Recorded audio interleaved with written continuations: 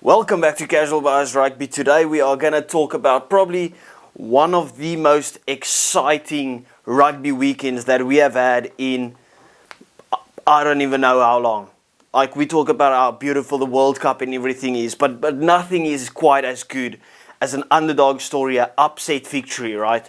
And this weekend, we had almost more upset victories than actual predictable victories. Like, as most of you know, I'm on a podcast, Safas Unscripted. If you like that channel, please remember to go and like and subscribe. But we kind of got slapped around a bit in the comment section for saying, listen, the Six Nations has been very predictable. And we're going to talk about the Six Nations and the Super Rugby, don't get me wrong. And I made predictions for the Six Nations. I got 0 out of 3. And we said it was predictable, so it was a total backhand in the face.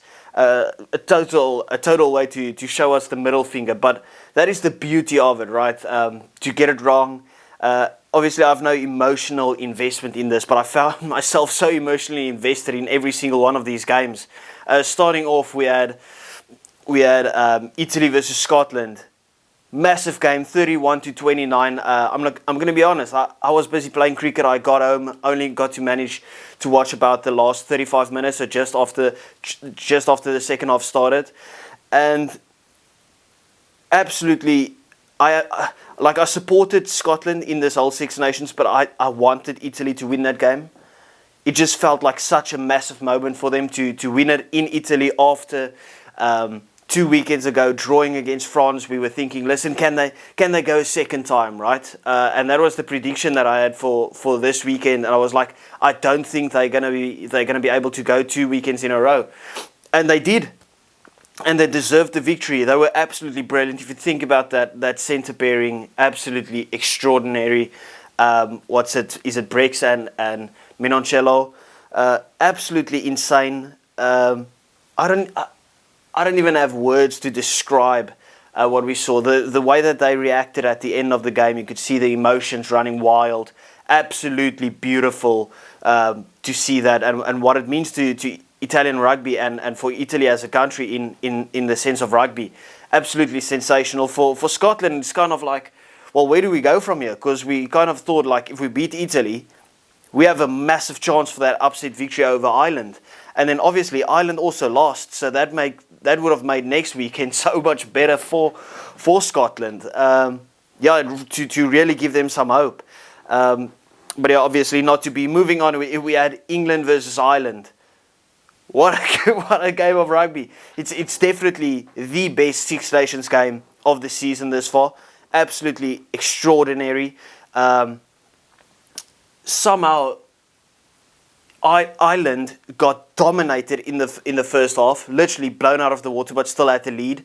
They got outplayed in the second half as well, but also just continued to have the lead. It felt like one of those games where it's like, yeah, you can, if you're a great team, you're going to play shitty and you're still going to manage to get away to find the victory. And in the end, England pulled it through. Ben Earl, absolutely sensational. Martin had a sensational game. I think Furbank was up and down, but Ollie Lawrence on the inside centre, they really found a way to disrupt the Irish attack. Hardly gave the Irish any quick ruck ball. They really decided to, and this is something that I said in the preview. I wanted England to really run at the Irish. It felt like they lacked intensity in the previous games, and that is what they decided to actually implement in this game. Really taking on that attacking runs onto Ireland, really making Ireland defend. And it was absolutely beautiful to watch. I think Ireland's still one of the best teams in the world. One slip-up doesn't mean you're a shitty team. We're not flip-floppers on this channel. And this performance doesn't all of a sudden mean that I think England's going to be world beaters. It's all about consistency, right? They need to take this match and use it as a basis to move forward. Ireland, they'll take a lot from this game. Obviously, we as South Africans looked at that game and thought, okay, finally a spot where Ireland actually look beatable, where they look like humans, where they don't look like an unstoppable force. So this is a massive, massive victory for England. And I'm not taking away anything from Ireland. this is just one of those games where you have to give credit to the team that won the game in the end. And that was the second upset victory already. I don't even want to know what the odds were like if you placed bets on Italy and England to actually win it. Marcus Smith obviously came on at the end to score the drop goal. But as I said, it's nothing to take away from Ireland. It's not like I thought Ireland was shit. I just thought England were that good on the day. So they got to take that forward. Ireland will probably just take some learnings from the game, bounce back and smash Scotland. That will be their goal probably. Scotland will probably go for that revenge storyline as we talked about from the World Cup, see if they can get that upset victory. So the Six Nations is not done and dusted just yet.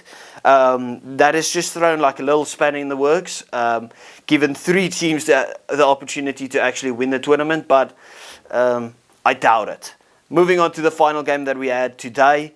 I'm not too sure if I'm posting this video on Sunday evening or Monday morning, so just bear with me. But France versus Wales, weird. It's weird because the scoreline doesn't reflect the game. If you take away the last 20 minutes, I think this is one of those games where I feel like both teams really played some good rugby. Like, it's a high-scoring game. Wales conceded 45 points, but they didn't deserve to concede 45 points. I think Rio Dyer was absolutely sensational. I think, Tommy Rafael once again, just an absolute menace at the breakdown. But I think this game really showcased the lack of experience they have in that 10 jersey. Dan Biggar is a massive loss for Wales. They really got to find a way to patch that hole. I think it was Costello that played there today. Just didn't do it. I know it's still a young team. He still needs to grow into this role and stuff, but they really need to find a way to patch that gap. I think that was a massive lack for them today, especially at the end when they were chasing the game. I think they were behind at some point with, was it 13 points? They were behind, or 14 points behind, and it just felt like they had nothing to give in attack, the Welsh, where Dan Biggar could have offered something up, maybe. But overall, I didn't think the Welsh performed badly. They really had the French on the ropes for most parts of the game. It was a brilliant game to watch. And then obviously from the French side, it felt like the first time we actually saw some chemistry on the field. To be fair, like in the first 50 minutes, it was still very lackluster, a lack of intent. But it had way more intent than the previous couple of games because they were absolutely wank the previous games. So it was good to see a French, almost rejuvenated French team. But that last 20 minutes, they were absolutely scary. They looked unstoppable. That is the French team that we expected for the whole Six Nations. And to be fair, I think the French will take a lot of confidence from this victory. I know the Welsh aren't necessarily the best team in the world, but their performances has been good, and this is a big victory in terms of how the Welsh has been performing. So the big question now is, who takes momentum forward? Is it the French taking momentum forward, or is it the English taking momentum forward? Because that is an absolute cracking game to have in Marseille next weekend. I'm looking forward to that game probably the most of all the other 3 games. But that is it for the Six Nations, and I spoke about this being a wonderful weekend of rugby because of all of the upsets. I have to talk about the Super Rugby as well, because I made a video talking about how the Super Rugby for that one weekend saved the Six Nations. This weekend, both tournaments just gave you absolute classics, games to enjoy. It's just like edge of your seat stuff, right? Because we started off with Rebels versus Mana Pacifica. Brilliant game to watch. Rebels, I think they took it at the end, if I'm not mistaken. I don't want to lie because I watched the whole game, but then I actually went to work because it was like 8 o'clock in the morning here. So I did miss that last couple of minutes, but it was an absolutely sensational game. Then you had the Highlanders versus the Waratahs going down to the death. Final kick of the game. Obviously the Rebels, Moana Pacifica, I don't think that was an upset victory. Highlanders versus Waratahs, maybe a bit more of an upset, but I still think the favourites won this game. Highlanders, Waratahs, final kick of the game from a penalty which shouldn't have been leading to a penalty. I think whoever the ref was in that game, I can't even remember, an absolute shocker. by the way. Final kick of the game, misses the kick. That is horrible. I mean, I don't think I've ever seen it, right? Where it's the final kick of the game to win the match and the guy misses it. I don't think I've ever seen it. It's usually just over. Like, it's just swallow your pride. It's written in the stars. He has to kick this one. Missed it. Moving on, we had the Fijian draw versus Crusaders. I thought it was going to be a walkover victory. Although the draw has a pretty good record against the Crusaders. But I mean, I didn't even watch the game, boys. I was still asleep. It's 3 o'clock in the morning.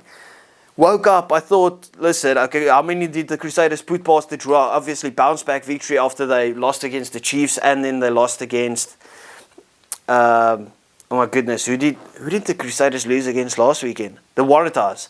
I thought, okay, it's time to bounce back. They lost to the draw as well. Another upset victory. So you had the 3 Six Nations games, the draw that had the upset victory, the Brumbies beating the Force. I thought the Force, I know in the bookies that is the favourites won that game, but the Force have been looking better than the Brumbies in my opinion. The Force literally had the lead for the whole game, upset victory in my opinion. Hurricanes taking down the Blues, upset victory, and then the biggest one of the lot, the Reds beat the Chiefs, another upset victory. So we had 1, 2, 3, 4, 5, 6, 7 upset victories. 7 out of, no, 8. Wow, I'm being stupid. I think it's 8. It is 7. I can't count at the moment. Okay, 7 upset victories out of like 9 games. That is ridiculous. And I love it. And that is what made this weekend of rugby so special. The fact that it was so unpredictable. It was emotionally fueled. And it was just glorious. I appreciate each and every one of you guys' time. Thank you for enjoying the video. Oh well, I hope you enjoyed the video. If you did, please remember to like and subscribe to the channel. And I will see you next time. Thank you.